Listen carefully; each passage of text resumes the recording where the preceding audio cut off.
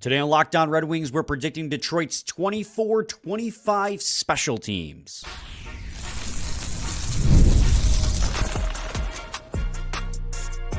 You're Locked On Red Wings, your daily podcast on the Detroit Red Wings. Part of the Locked On Podcast Network, your team every day. Welcome back to the Locked On Red Wings podcast. We are your hosts, Brian Fisher and Scotty Bentley. Scotty's also the host over at Locked On Tigers, who, again, third day in a row, I get to say it, they keep rolling. Tarik Skubal giving up a career high in hits and yet still going 7 innings is a really good sign for what should be a franchise pitcher for the Tigers if they do the right thing and not trade him. But that's my personal opinion. Brother, got about 4 episodes in the bag already talking about it, and probably have about 4 left. So, yes. So here on Locked On Red Wings, we're going to be talking about the Red Wings special teams. Last week or the week prior, we did opening night lineups. And now we're going to be talking about what special teams could look like for the Detroit Red Wings. And we'll start off with power play. But before we can get to that, I got to let you guys know that today's episode is brought to you by FanDuel. Make every moment more. As playoffs wind down, the sport stops sporting like we want them to. But this summer, FanDuel is hooking up all customers with a boost or a bonus daily. That's right. There's something for everyone, every day, all summer long.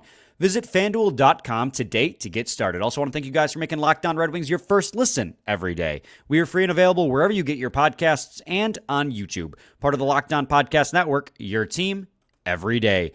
Scotty, let's go get right after it. We'll talk about the power play first. I think that's a good place to start. People are always more excited about the power play than the penalty kill because, well, the power play is more about scoring goals, and the penalty kill is more about preventing it. And we as fans like goals more than stopping them as a visual sport.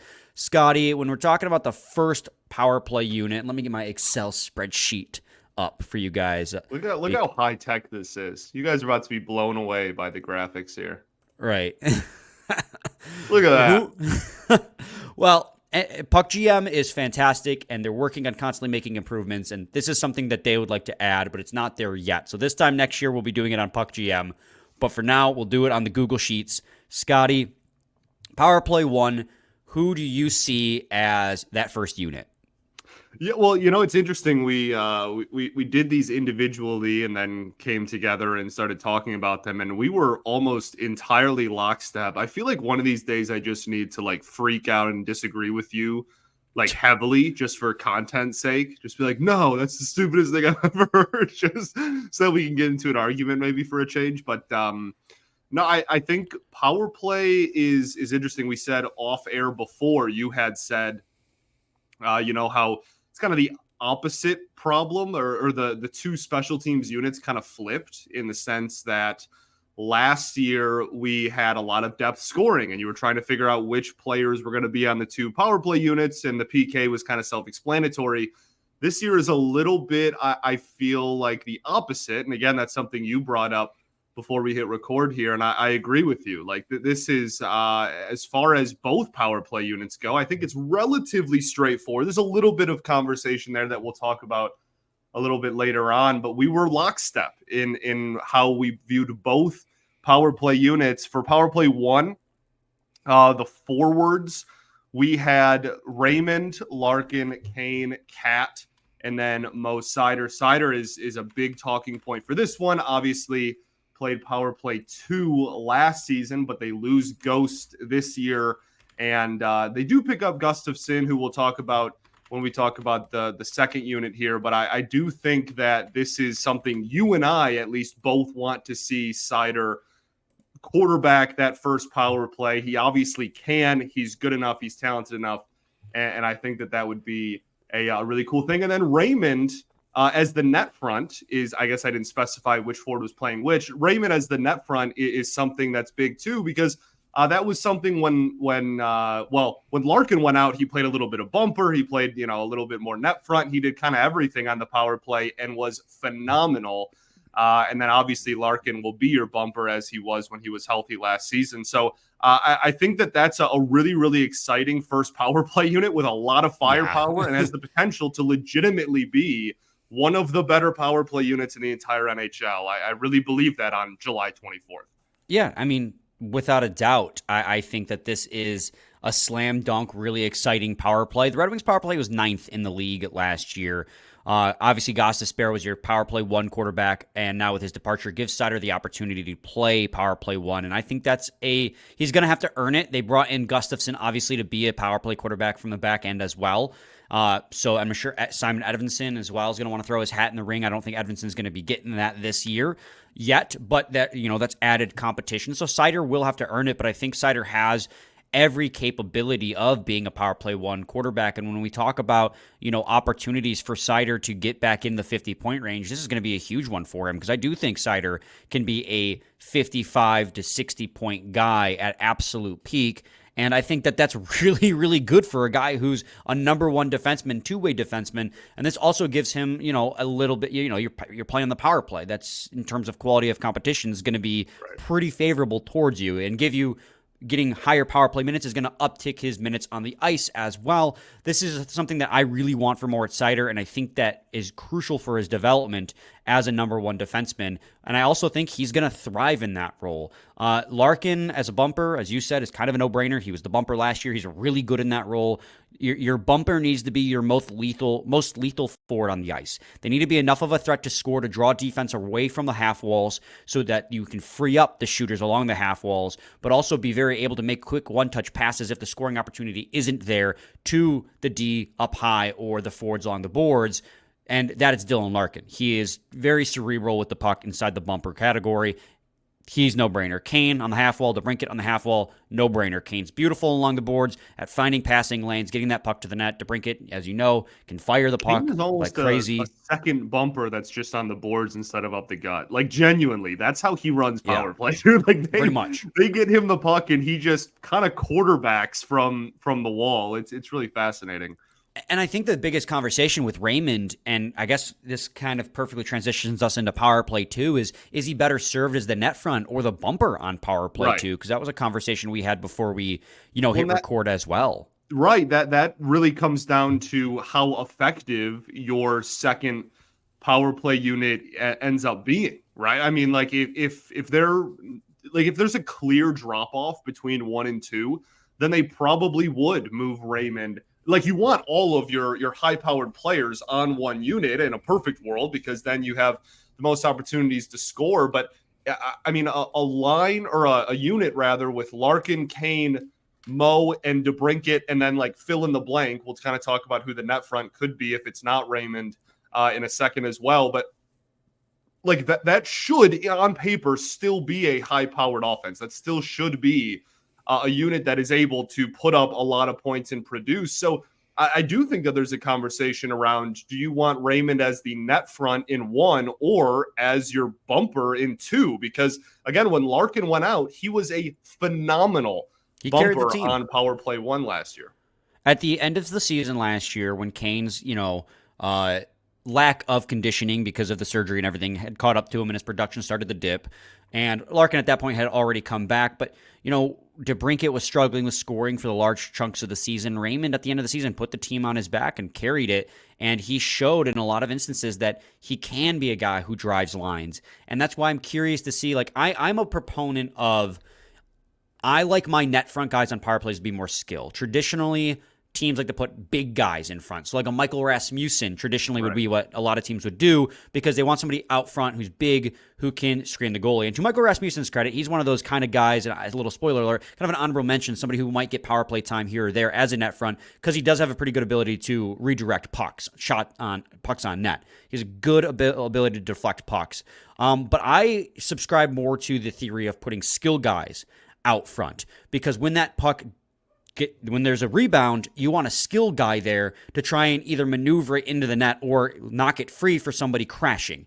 And that's why I like skill guys down low. I know Raymond's only 5'10", so it'll make screening the goalie a little bit harder, but like those are things you can train into a guy. Like, I don't want big guy who doesn't have hands to just be there to tip pucks. I want skill guy down low who can get the puck off of a rebound. And that's why we like Raymond net front, but it's just a hard conversation on what to do with Raymond right? because he He's could too be a good. good bumper. Like that's He's too literally the good, problem, yeah. which is a great problem to have. But it's Right. genuinely the conversation of he may just be too good to just quote unquote waste as a net front in one if he can be a really effective bumper on two. Right, and I guess that leads us into our first break, and when we return, we'll talk about Power Play 2 and potential matchups, and this is where it gets a little bit more dicey. That's not the right word, but there's a lot more question marks involving who could go just where. a lot more of a conversation. For Yeah, sure. it's a lot more of a conversation. So stay tuned to segment 2 of Locked On Red Wings. Got to talk to you guys today about FanDuel. I love sports, and I love them so much, I never want them to stop. And thank God baseball is back, because the NBA Summer League is over now, and it's all we got. And the Tigers are getting hot at the right time, and FanDuel lets you keep the sports going whenever you want, even if you aren't a baseball fan. All you have to do is open the app and dream up bets anytime you're in the mood. And this summer, FanDuel is hooking up all customers with a boost or a bonus daily. That's right, there's something for everyone, all day, all summer long. So head over to FanDuel.com and start making the most of your summer. FanDuel, official sports betting partner of Major League Baseball. Scotty, did you get the Nick Castellanos anytime home run the other day? Brother, if you followed me, you'd know that I certainly did. Segment 2, Locked On Red Wings. We're going to talk about Power Play 2 here. Let me get the screen back up here if I can figure out how to do that. There we go. I knew I could do it. Scotty, Power Play 2, what were you thinking? Yeah, well, again, we kind of had somewhat of a conversation about Rasmussen finding his way in here. He's kind of more of an honorable mention, like you said.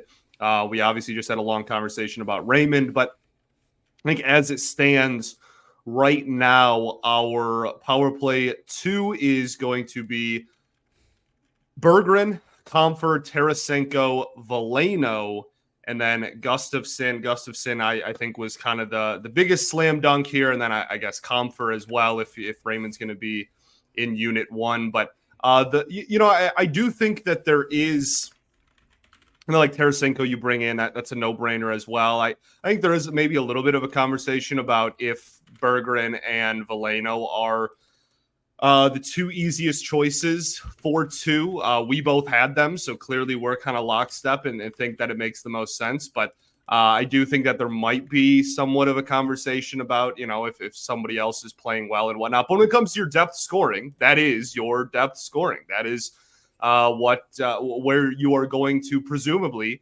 get a lot of it from. That is, and yeah, when it comes to Veleno, again, kind of filling a similar philosophy as we did with Power Play 1. But I'm really excited about A, Gustafsson, and B, Tarasenko providing presumably a lot of scoring depth onto Unit 2 there.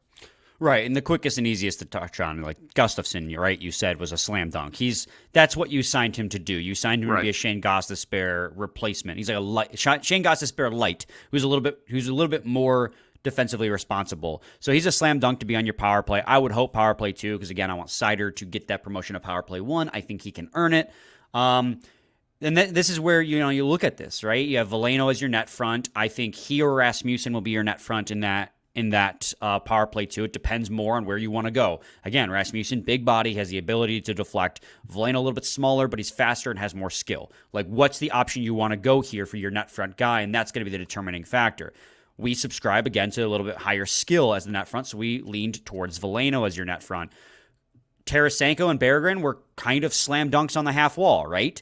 Tarasenko is a shooter. He grips it and rip it. Same thing with Jonathan Berggren. We've been saying all the time, Jonathan Berggren is going to be a power play specialist in the bottom 6. The question there becomes on who's on what wing. Tarasenko traditionally plays off wing, which would be his right, which would be the right wing. We've already talked about how he may be playing left wing, as he did last year with the Senators with the Detroit Red Wings. But would that carry over to the power play as well, because Jonathan Berggren is this same situation? He is a left shot right wing traditionally. Can he play both sides? We'll see, but that'll get worked out in training camp. Either way, I think both those guys will be on the half walls. Just deciding who is on which half wall will be the thing. But then there's Compher, and Compher's fine. I have nothing against Compher. I think he is okay, and he is, playing playing adequately for what he's being paid. But I just think that if you put Raymond in that spot on power play 2, you can really upgrade that second power play. So it's like, if you want Raymond as your power play 1 net front, then you have to have Compher as your power play 2 bumper. But I just think Raymond as a power play 2 bumper, and maybe I'm too high on Raymond right now. Maybe I'm wrong. But I just feel as if power play 2 bumper Raymond could help elevate that second power play to be a bigger threat. No, for sure. And then that kind of recycles the same conversation we were having in the first, which is, okay, well, if it's not Raymond as net front in 1, then who is net front in 1? You can obviously always just put Rasmussen at any net front. You're going to make some people happy, and it's going to be, probably good enough.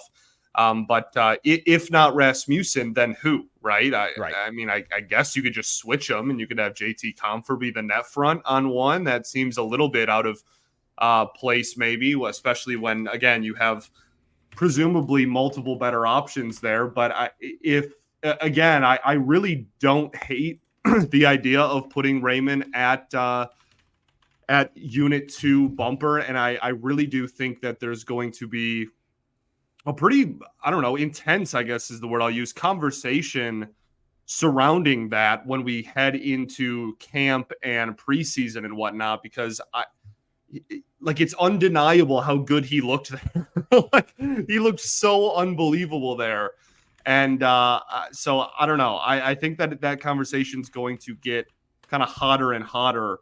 But if a Compher ends up being there, I still have faith that a unit that looks like that is going to be at least relatively productive for a second power play unit. Yeah, and I think that, if you're talking honorable mentions, and you can see I typed it out here while Scotty was talking, because that was, much more pleasant than actually having to listen to him speak. Brother. We've talked about it. Rasmussen could slot in there as a net front guy for either power plays if you decide to shake things up. I think Edvinsson, as we previously stated, will throw his hat into the ring for a guy who could play power play 2 at some point this season. I don't think he gets there because that's literally Seider and Gustafsson's role, like one of their roles, power play guy. But he may push at the end of the season, maybe in the next season. I don't think there's a high chance. And then if Carter Mazur makes the team, don't, and that's a big if, right? We've talked about how there's not a lot of roster spaces on the forward group, but Mazur's a dog. Like, that's a guy you really want in net front because he crashes the net hard. He goes by net. And the other thing, too, about net front, it's not just net front. They're the guy who has to go behind the net and win puck battles, and Mazur's really good at going behind the net and winning puck battles to keep a play alive in the offensive zone. So I think that he could be a dark horse candidate should he make the team, but obviously a couple things have to go right there. But looking at the rest of the roster, there's not a whole lot of other people who really pop out to me as okay, that's a power play candidate. I think we've really kind of gotten Agreed. it. Like we said at the front, I think more of the depth that you find on the special teams probably comes from the kill this year. Right.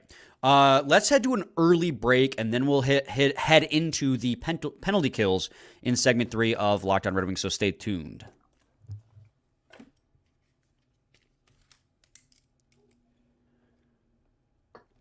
Segment 3, Locked On Red Wings podcast. All right, Scotty, penalty kill 1. I think that the first PK is nearly a slam dunk. At least 3 of 4 players is a slam dunk in my mind. You could start making an argument for the second forward, I feel. But why don't we, before I spoil too much, why don't we say who we think PK 1 will be? Yeah, I think we start with the blue line because I don't really see any way that both penalty kill units are not just your first and second D pairs. I don't think they're going to overthink it or that it's anything different than that. I think unit 1 is going to be Seider and Sherratt, presumably again on July 24th. And unit 2 is probably going to be Edvinsson and Petrie, assuming that's your second pair going into opening night. So I think that starting with the defense there, you're going to see Seider and Sherratt. The forwards, I think there might be a conversation for Larkin's role on the kill, but I think that unit 1 is going to be Copp and Compher. I don't like Copp. That is what you are paying him to do. Obviously, he has not produced point-wise nearly what we wanted, and there's a lot of people that are very frustrated with Andrew Copp, but in terms of a defensive-minded bottom six forward that can give you penalty kill, he still can do that well. And then Compher finds himself on both special teams units here. I think that Compher, again, was pretty solid in special teams roles on both sides of the puck last year, and I kind of expect him to just get the nod again. I do think there's a conversation for Larkin there rather than Compher maybe switching the two of them, though. Right. I mean, you look at the forwards who got the most penalty kill time last year. It was Compher at one with 2 minutes and 27 seconds per game played. And then you have Andrew Kopp at 2 minutes and 19 seconds per game played. They were both PK1 guys for the Detroit Red Wings all season long. 77 games for Compher and 79 games for Kopp. Like, that was your PK1. And I do think that they probably run it back because you had a top 14. You were 14th in the league last year in penalty kill. Like, that's really freaking good. Obviously, you want it to get better, and I think where they really improved is on penalty kill 2, where you're going to have Edvinsson replace Sherratt, and Edvinsson's an upgrade just in general on the penalty kill because that means Sherratt replaces Woolman, who was not very good on the penalty kill last season. Right. So by subtracting Woolman, who we love, and I'm still upset about that trade and how it went down, but there was no argument that Sherratt's a better player than Woolman on the penalty kill on penalty kill 1, and Edvinsson will help really reassure penalty kill 2 and he's going to walk in and just, I assume, take that over because he is going to be really good. I think that your penalty kills are probably better because of that.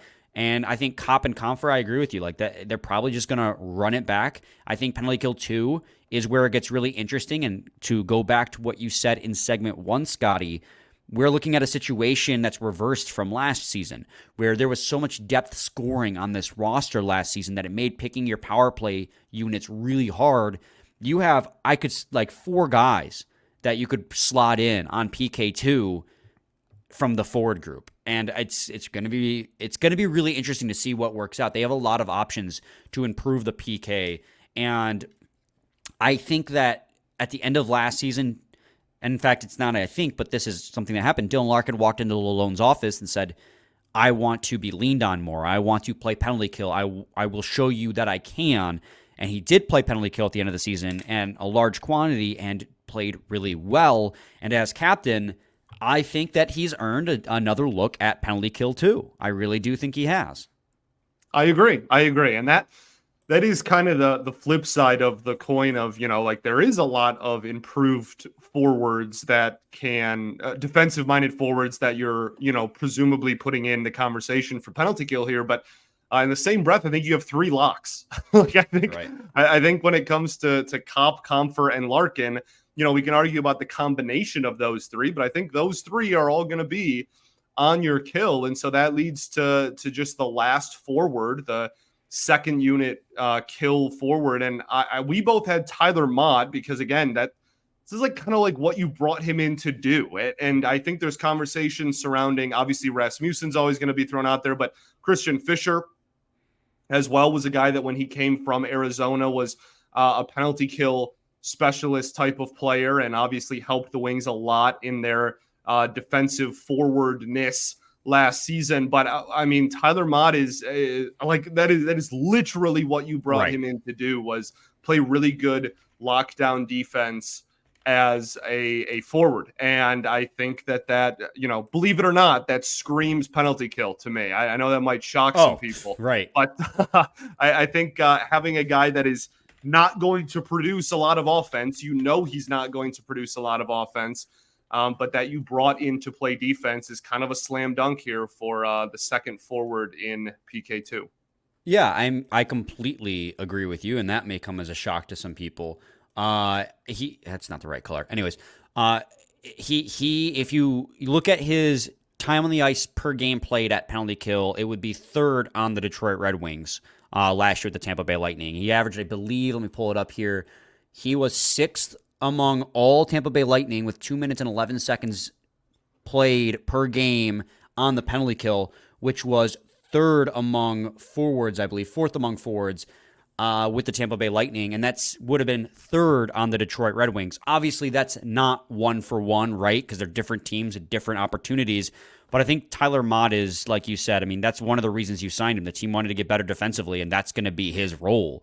That being said, he might not be an everyday player. I mean, we still have to figure out what the heck's going on with this this roster right now, because they have 12 forwards, 8D, and 3 goalies. But if they do carry a 13th forward, he might not be an everyday guy. And if that's the case, like, who's on your penalty kill if he's not in the lineup? And that's where you get to the honorable mentions conversation. Right. And like I said, I think Christian Fischer is a really easy one. Again, when you brought him in, that was a conversation we had, and a conversation we had. And Nice. I think that if you aren't going to go with Mott for whatever reason, role on the team, etc., I think that Fischer's an easy one. Like I also said, Rasmussen's just going to kind of in general always be in those conversations. I'm not sure he's higher on the list than anybody else we've said so far, but he'll kind of throw his hat in the ring probably as well. Yeah, I agree. Rasmussen's kind of one of those guys who is good enough at those things to be considered for the role, but not good enough to be a slam dunk. Yeah. But I mean, Rasmussen was part of that, shut down line with Fischer and Kopp at points. Like, he is somebody who has developed his defensive side of his game a lot. So I think that he and Fischer make a lot of sense for being in that conversation. But I just think in penalty kills, in a lot of instances, you want to roll with centers who are used to more. And this is, this doesn't 100% go into decision making, but, centers are used to having a lot more responsibility on the ice, and especially on the penalty kill. Like, you have to have the ability to adjust quickly. So I like Fischer and Rasmussen as possible penalty kill guys. I mean, you could even throw Mazur in there for the same reason on the penalty killer, right? Maybe we're too high on Mazur, but like, that's a guy, again, same reason as net front presence, somebody who can get along the boards, win those puck battles, and get the puck the hell out. So I like that. And then I think, again, it's kind of I don't want to say a long shot, but probably still leans on the side of unlikely that he makes the roster out of camp. But I think, maybe once he gets called up, I think Marco Kasper is probably someone that is in that conversation as well. I mean, imagine a penalty kill with Larkin and Kasper on it. That sounds pretty damn fun. Right. With that being said, I mean, I think we've pretty much got it down, barring like any changes with a few of these honorable mentions. I don't see anybody else really making a big leap into these roles. Scotty, I guess the final question for this episode is, the Red Wings power play last season was 9th in the league. Their penalty kill finished 14th. Do you see these being an improvement on last year's power play and penalty kills? Yeah, I actually think this is improvement across the board, to be completely honest. And that's, for all that we've talked about this offseason, about like how much better did this team really get? And when we did the lines conversation and the pairs conversation, like maybe marginal at best and maybe kind of similar to where it was last year. But I think this is an exact my tune is the opposite for this one, right? I think for special teams, I really think this is improvement in all 4 of these units that we just talked about. I think Power Play 1 has the chance to be legitimately, again, I mean, look at those names. I really do think that could be one of the better power plays in the league. I think Power Play 2 is better by the depth property, right? Like you got better at top, and that pushed talent down. And obviously you get Tarasenko and can throw in there as well. And then when it comes to PK1, I guess maybe that's one. It's just like, okay, that's just kind of a unit we ran out last year, but I think that PK2 is better. Edvinsson and Mott are, I think, are a step in the right direction there. And obviously, any unit with Larkin on it, I'm going to have some faith in. So, I don't know, man. I think this really has the potential for at least 3, if not 4, improvements here. Yeah, I think the penalty kill especially is a stark improvement. As I stated earlier in segment 3 here, Sherratt is an upgrade over Woolman on penalty kill 1, and Edvinsson is an upgrade over, I don't want to say over Sherratt, but I guess by proxy is also an upgrade over Woolman on penalty kill 2, right? Because Edvinsson is better than Woolman and Sherratt's better, right? So I think that both those guys improve the penalty kill significantly. You brought in Tyler Mott to be that guy as well, and Kopp and Comfer were really good penalty kill guys last year. So I think the penalty kill, especially with the secondary and tertiary options you have, has gotten a lot better. power play 1 is absolutely dynamite, and I agree with you. It could be one of the best units in the league. And I do think that Seider, if he gets power play 1 time, is going to, make up for the lost production that losing Gostisbehere on the power play will do. He and Gustafsson combined will do so. Power play 2, I think I'm a little iffy on. Mostly just in the net front and the bumper position. I still would like to see an upgrade there, which is why I'm still kind of debating in my head about maybe moving Raymond to the bumper. Right. But your half wall material has a lot of high scoring power. Bergen's going to replace Sprong in that category. I think Tarasenko's an upgrade over Perron from a goal scoring standpoint on the power play. And yeah, I think that at worst your power play is maybe like instead of 9th, like 11th or 12th, still top 15. And I think your penalty kill might be able to leap up into the top 10 this year. So at the worst, you're trading a little bit of offense for better penalty kills.